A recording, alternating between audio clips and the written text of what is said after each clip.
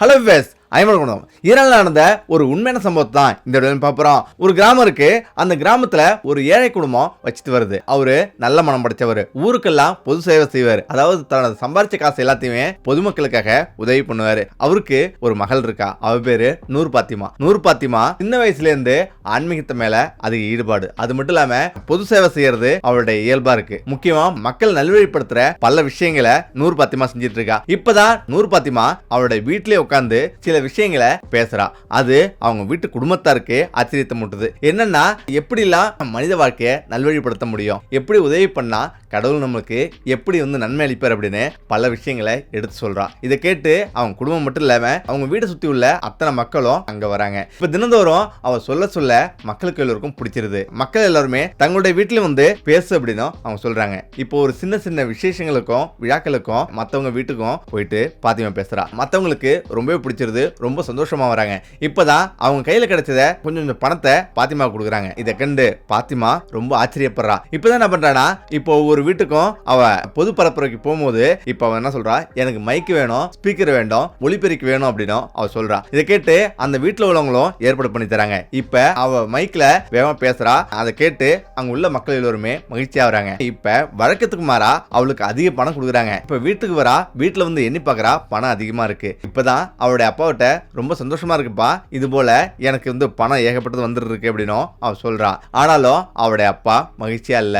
என்னப்பா அப்படின்னு பாத்திமா கேக்குறா. அப்பதான் அவர் சொல்றாரு, நீ மக்களை நல்வழிப்படுத்துறது நல்லதுதான், நல்ல விஷயங்கள் தான் நீ சொல்ற. அதே நேரத்துல ஒளிபெருக்கி மூலியமா நீ பண்றது கொஞ்சம் கூட நல்லா இல்ல. இந்த மாதிரி நீ செய்யாத. ஏன்னா நீ செஞ்ச அப்படின்னா அது தொலை தூரம் வரலையும் அந்த ஒளி போகும். அது மத்தவங்களுக்கும் ரொம்ப டிஸ்டர்பா இருக்கும். இது வேண்டாம் அப்படின்னு அவர் சொல்றாரு. ஆனாலும் நூர் பாத்திமா அதை கேட்கவே இல்லை. ஏன்னா அவங்களுடைய பேச்சை கேட்க கேட்க மத்தவங்களும் நிறைய பேர் அங்க கூடுறாங்க. நிறைய பேர் கூடும்போது பணம் அவளுக்கு அதிகமா வருது. இப்ப படிப்படியா அந்த கிராமம் மட்டும் கிடையாது, மத்த கிராமங்களுக்கும் இவருடைய செய்தி பரவுது. அதனால இவருடைய பரப்புரை கேட்கறதுக்கு ஏகப்பட்ட பேர் வராங்க. ஏகப்பட்ட பேரு அவங்க வீட்லயும் கூப்பிடுறாங்க. இந்த இடத்துல தான் பாத்திமா விதவிதமா உடை வாங்கி உடுத்துறா. எந்த அளவுக்கு பணம் வந்துட்டே இருக்கோ அந்த அளவுக்கு அவ உடையும் நிறைய தங்கங்கள்லாம் வாங்கி குவிக்கிறா. இப்ப திடீர்னு அவருடைய வீட்டுக்கு மாமன்லாம் வீட்டுக்கு வராங்க. அதுக்கு என்ன காரணம்னா, பக்கத்து மாவட்டத்துல வச்சு வராங்க. திடீர்னு அங்க வெள்ளப்பெருக்கு ஆயிடுச்சு. இதனால அவங்களுக்கு வேற வழி தெரியாம அவருடைய மாமா ஊருக்கே வராங்க. அதுதான் பாத்திமா ஊரு. இப்ப அவங்களுக்கு வேற வழி இல்லாம பாத்திமா வீட்டுக்கு வந்திருக்காங்க. உங்களை விட்டா எங்களுக்கு வேற யாரும் கிடையாது, நீங்களே எங்களுக்கு ஏதாவது வழிகாட்டணும் அப்படின்னு அவங்க சொல்றாங்க. இப்ப சரி அப்படின்னு அவங்க ஒத்துக்கிறாங்க.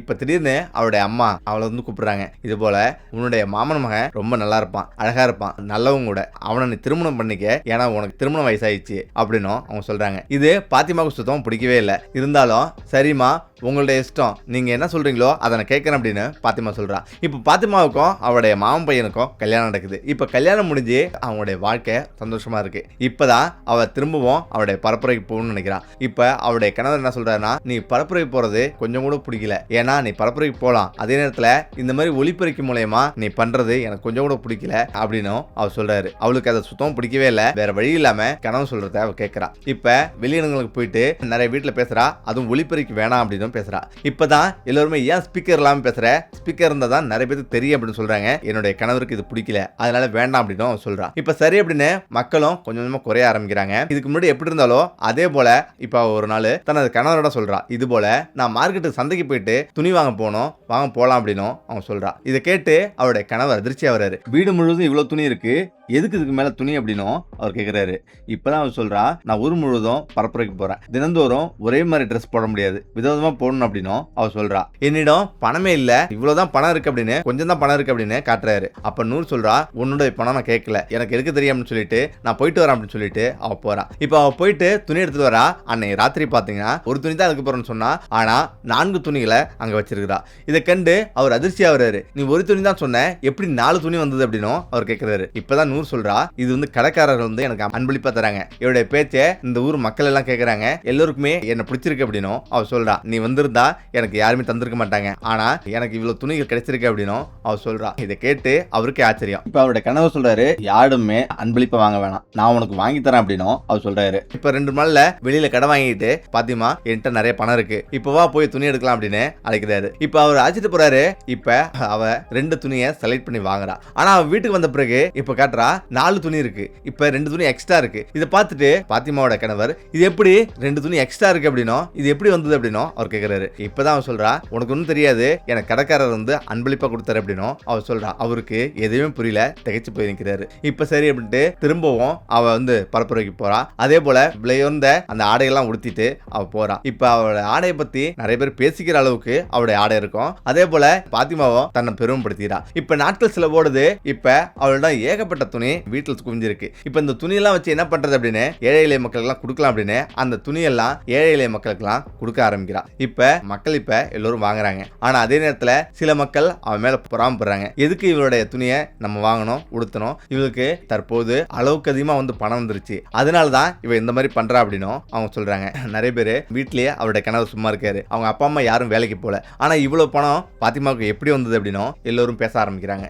இப்பதான் பாத்திமாவோட கணவருக்கும் இப்படியான செய்திலாம் காதுல வந்து விழுது. இப்ப பாத்திமாவோட கணவர், நானும் தற்போது வேலைக்கு போறேன், எனக்கு வீட்டிலே இருக்க பிடிக்கல அப்படின்னும் அவர் சொல்றாரு. இப்ப பாத்திமா என்ன சொல்றானா, அவருடைய கணவரிடம், நீ எதுக்கு வேலைக்கு போனோம், நீ ஒரு தொழில் தொடங்கு, நம்ம தொழில் வச்சு நடத்துறோம்னா மிகப்பெரிய பணக்காரரா மாறிடலாம் அப்படின்னும் அவர் சொல்றா. அவருடைய கணவரும், சரி தொழில் தொடங்கலாம், ஆனா உன்னிடம் இருந்து நான் காசு வாங்க மாட்டேன், நான் எங்கேயாவது கடன் வாங்கி தான் அதுல முதலீடு போட்டு நான் தொழில் தொடங்குவேன், அந்த பணத்தை நானே அடைச்சிப்பேன், உன்னுடைய பணம் வேணாம் அப்படின்னும் அவன் சொல்றான். ஏன் இந்த பணம் எனக்கு வேணாம் அப்படின்னா, இது நீ கஷ்டப்பட்டு உழைச்ச காசு, இந்த காசு எனக்கு வேண்டாம், நான் உழைச்சுதான் நான் முன்னேறணும் அப்படின்னும் அவர் சொல்றாரு. ஆனா அவ கோவப்படுறா. இப்ப பாத்திமா அவளுடைய பணத்தை அவன் கையில திணிக்கிறா. இந்த பணத்தை வச்சுதான் நீ தொடங்கணும் அப்படின்னு அவன் சொல்றா. அது கேட்க மனம் இல்லாம இப்ப பாத்திமாவோட கணவரும் வெளியில போறாரு. ஆனா போன அடுத்த நிமிஷமே பெரிய ஒரு ஆக்சிடென்ட் ஆகுது. அதுல அவருடைய 2 காலும் முறியுது. இதனால அலறி அடிச்சு எல்லோரும் மருத்துவமனைக்கு வர்றாங்க. அவன் போய் பார்த்தா அவருடைய கணவருக்கு 2 காலும் முறிஞ்சிருக்கு. இப்ப சிகிச்சைக்காக அவன் சேர்த்து வச்சிருந்த அத்தனை பணம், காசு, பவுனு எல்லாமே செலவாகுது. மிகப்பெரிய அளவுல பணம்லாம் வந்து அனைத்து பணமுமே காலியாயிடுது. இப்ப அவ உட்காந்துட்டு ரொம்ப வருத்தப்படுறா. நம்ம ஏதாவது தொழில் தொடங்கலாம், இவ்வளவு நாள் நான் கஷ்டப்பட்டது எல்லாமே வீணாச்சு அப்படின்னு வருத்தப்படுறா. இப்ப நாட்கள் ஓடுது. அவரோட கணவர் படுத்த படுக்கையா இருக்காரு. ஆனா பாத்திமா அவ எப்பொழுதும் செய்யற மாதிரி அவ வேலை செஞ்சிட்டு இருக்கா. ஏன்னா சிகிச்சைக்காக பணம் வேணும். இப்ப கொஞ்சம் கொஞ்சமா அவருடைய கணவர் உடல்நலம் தேறிட்டே வர்றாரு. இப்ப நிறைய பேரு பாத்திமாவை புறக்கணிக்கிறாங்க. அதாவது முன்னாடிலாம் பாத்திமாவை வந்து புகழ்ந்தவங்க எல்லாமே பாத்திமாவை பார்த்து விமர்சிக்கிறாங்க. இவ பேசுறதெல்லாம் நம்ம கேட்கணுமா, இவளையா நம்ம பெரிய ஆள் ஆக்கணும் அப்படின்னு பாத்திமாவை பார்த்து நிறைய பேர் பொறாமப்படுறாங்க. இப்ப அவருடைய கணவருக்கும் கால் கொஞ்சம் கொஞ்சமா சரியாயிடுச்சு. இப்ப அவருடைய கணவர் அவர் ஒரு தொழில் தொடங்குறாரு. இப்ப திடீர்னு அவருடைய கணவருக்கு ஒரு செய்தி ஒன்று வருது. அதாவது உனது மனைவிக்கு மிகப்பெரிய ஒரு விபத்து ஏற்பட்டிருக்கு அப்படின்னு அவங்க சொல்றாங்க. இதை கேட்டு பாத்திமாவோட கணவர் அலறடிச்சு அங்கிருந்து ஓடுறாரு. ஓடி பாத்திமா பாக்குறாரு. இப்பதான் பாத்திமா இறந்து கிடக்குறா. இப்ப என்னன்னு கேக்குறாரு, இது போல பாத்திமா வெளியில போயிட்டு வீட்டுக்கு வரும்போது ஒரு பாம்பு அவளை கடிச்சிருச்சு, அதனால உடனே அவ இறந்துட்டா அப்படின்னு எல்லாரும் சொல்றாங்க. அவருடைய கணவர் பயங்கரமா வருத்தமா வர்றாரு. இப்ப அவரு கதறி கதறி அழுகுறாரு. இப்பதான் நிறைய பேர் சொல்றாங்க, முடிஞ்சிச்சு, பாத்திமாவை நம்ம அடக்கம் பண்ணலாம் அப்படின்னு, அவளை குளிப்பாட்டலாம் அப்படின்னு எல்லாரும் சொல்றாங்க. இப்ப 4-5 பெண்கள் சேர்ந்துக்கிட்டு அவளை குளிப்பாட்டுறதுக்கு ரெடி ஆகுறாங்க. இப்பதான் திடீர்னு அவருடைய உடல்ல இருந்து தீப்பிடிச்சு ஆனா எரிஞ்ச உடனே அங்க உள்ள பெண்கள் எல்லாமே அருந்து போய் வெளியில ஓடுறாங்க. அந்த அறை முழுவதும் பயங்கரமா சூடாகுது. இப்ப எல்லோரும் பயந்துடுறாங்க. எதனால இந்த மாதிரி நடக்குது அப்படின்னு எல்லோரும் அருந்து போறாங்க. இப்ப பாத்திமாவோட உடலை வெளில கொண்டு வராங்க. இப்ப அப்படியே தூக்கிட்டு கல்லறைக்கு போறாங்க. இப்ப கல்லறைக்கு போயிட்டு அவங்க வந்து வைக்கிறாங்க. இப்ப பாத்திமாவோட கணவர் கதறி கதறி அழுகுறாரு. இருக்காரு. இந்த இடத்துல எல்லோருமே ஏன் அழுகுற அப்படின்னு எல்லாரும் கேக்குறாங்க. ஆனா பாத்திமாவோட கணவர் எதுவுமே சொல்லல. இப்ப அவளை அடக்கம் பண்ணி வீட்டுக்கு வந்துடுறாங்க. வீட்டுக்கு வந்த பிறகு அவருக்கு தூக்கமே வரல. அவருடைய கனவுல பாத்திமா என்ன காப்பாத்துன்னு சொல்லிட்டே இருக்கிறா. அவருக்கு எப்போது கனவு வந்துட்டு இருக்கு, அங்க பத்தி எரிஞ்ச அந்த விஷயம் வந்துட்டு இருக்கு. இப்பதான் அவருடைய கல்லறைக்கு அவர் போய் பாக்குறாரு. இப்ப அந்த கல்லர் முழுவதும் வெறும் பாம்பும் தேலும் நிறைஞ்சிருக்கு, குவிஞ்சிருக்கு. இதை கண்டு அவர் ஒரு நிமிஷம் அதிர்ச்சியா வர்றாரு. இப்ப உடனடியா அந்த ஊர்ல அதாவது மதபோதகர் சாகப் இருக்காரு. இப்ப சாகப்பிடம் இந்த விஷயத்தை எல்லாமே சொல்றாரு. அப்ப சாகப் என்ன சொல்றாருன்னா, உங்களுடைய மனைவி ஏதோ பாவம் செஞ்சிருக்கா, அந்த பாவத்தோட விளைவுதான் இன்னைக்கு இதெல்லாம் நடக்குது அப்படின்னு அவர் சொல்றாரு. அதுக்கு நீ என்ன பண்ணணும் அப்படின்னா, அங்க உள்ள ஏழை எளிய மக்களுக்கு எல்லாம் உதவி பண்ணணும். உதவி பண்ணா இதுக்கெல்லாம் ஒரு தீர்வு கிடைக்கும். அதுக்கு முன்னாடி உனது மனைவி என்ன பாவம் செஞ்சிருக்கா அப்படின்றத நீ தெரிஞ்சுக்கணும் அப்படின்னு அவர் சொல்றாரு. இப்பதான் அவர் படுத்திருக்காரு. ஒரே யோசனையா இருக்கு. அதாவது தனது மனைவி என்னதான் பாவம் செஞ்சா, ஒருவேளை இதுவா இருக்குமோ அப்படின்னு அவர் யோசிக்கிறாரு. அவ ஒவ்வொரு முறையும் மார்க்கெட்டு போயிட்டு வரும்போதும் ஒரு துணிக்கு 2 துணி வந்து வச்சிருப்பா. அதே போல பாத்திரங்களும் ஒரு பாத்திரம் இருக்கு போனா 3 பாத்திரம் இருக்கும். இப்ப இதனால அவர் வந்து அவருக்குள்ளே இதுல ஏதாவது நடந்திருக்குமா அப்படின்னும் கடைக்காரர்கள் வந்து அன்பளிப்பா கொடுத்தாங்கன்னு சொல்றா. சரி அது உண்மையான நம்ம போய் கேட்டு வரோம் அப்படின்ட்டு அந்த கடைக்காரரை நோக்கி அவர் போறாரு. அந்த கடைகளுக்கு அவர் போறாரு. இப்போ ஒரு துணி கடையில போயிட்டு பாத்திமாவை பத்தி உங்களுக்கு தெரியுமா, அவருக்கு நீங்க பாத்திமாவுக்கு துணிகளை அன்பளிப்பா தந்தீங்களா அப்படின்னு அவர் கேட்கிறாரு. இப்ப அந்த கடைக்காரர் என்ன சொல்றாரு, பாத்திமா ஒரு திருடி, அவ வந்து என்னுடைய கடையில நிறைய முறை திருடியிருக்கா. இது சொல்றாரு. அதை கேட்டு அவருடைய கணவர் பயங்கரமா அதிர்ச்சியா வர்றாரு. நீங்க ஏன் உடனே அவளை கண்டிக்கல அப்படின்னும் அவர் கேட்கிறாரு. அப்பதான் அவர் சொல்றாரு, இல்லப்பா பாத்திமா இங்க உள்ள மக்களுக்கு எல்லோருக்குமே நல்லா தெரிஞ்சவ, அது மட்டும் இல்லாம அவளை நல்லவன்னு பேர் வாங்கியிருக்கா. அவ பேர்ல நம்ம எது சொன்னாலும் மக்கள் கோவதான் படுவாங்க. இப்போ ஒரு நாள் அவ துணியை வந்து எடுத்துட்டு போகும்போது நான் கையங்கலமா பிடிச்சிட்டேன். அப்பதான் அவன் சொன்னா, மக்களிடம் நான் உன்னை பத்தி சொல்லுவேன், உன்னுடைய கடை பேரை எனக்கு கெடுத்துரும் அப்படின்னு அவன் சொன்னான். அதனால நான் பயந்துட்டு விட்டுட்டேன். ஏன்னா அவ மக்களிடையே நிறைய செல்வாக்கு உள்ளவ. அதனால எப்போதும் வந்தாலும் என் கடையில இருந்து 2-3 துணியை எக்ஸ்ட்ரா வந்து எடுத்துட்டு போயிடுவா. நான் அதை தட்டி கேட்க முடியல அப்படின்னு அவர் சொல்றாரு. இதை கேட்டு அதிர்ச்சியில உறைஞ்சு போறாரு. இப்பதான் பாத்திமா ஒவ்வொரு முறையும் எல்லா கடைகளுக்கு போகும்போதும் அவன் வந்து திருடிட்டு வந்தது அவருக்கு வந்து புரியுது. இதனாலதான் இந்த நிகழ்வு நடந்திருக்குன்றத அவர் நல்லா புரிஞ்சுக்கிறாரு. இந்த நேரத்துல சாகப் சொன்ன மாதிரி ஏழை எளிய மக்களுக்கெல்லாம் நீ உதவி பண்ணினா இதுக்கெல்லாம் ஒரு தீர்வு கிடைக்கும் அப்படின்றது ஞாபகத்துக்கு வருது. இப்ப அவர் கடுமையா உழைக்கிறாரு, வேலைக்கு போறாரு. அந்த வேலைக்கு போன அந்த காசுல நிறைய மக்களுக்கு உதவி பண்றாரு. அதாவது படிப்புக்கு உதவி பண்றது, கோவிலுக்கு உதவி பண்றது, மக்களுக்கு உணவு கொடுக்கறது, ஏழை எளிய மக்களுக்கு உதவுறது அப்படின்னு பல விதங்கள்ல உதவுறாரு. இப்ப 2 மாசம் ஏழை எளிய மக்களுக்கு எல்லாம் உதவி செய்யறாரு. இப்ப திரும்ப போய் கல்லறை போய் பார்க்கறாரு. கல்லறை ரொம்ப அமைதியா இருக்கு, சுத்தமா இருக்கு.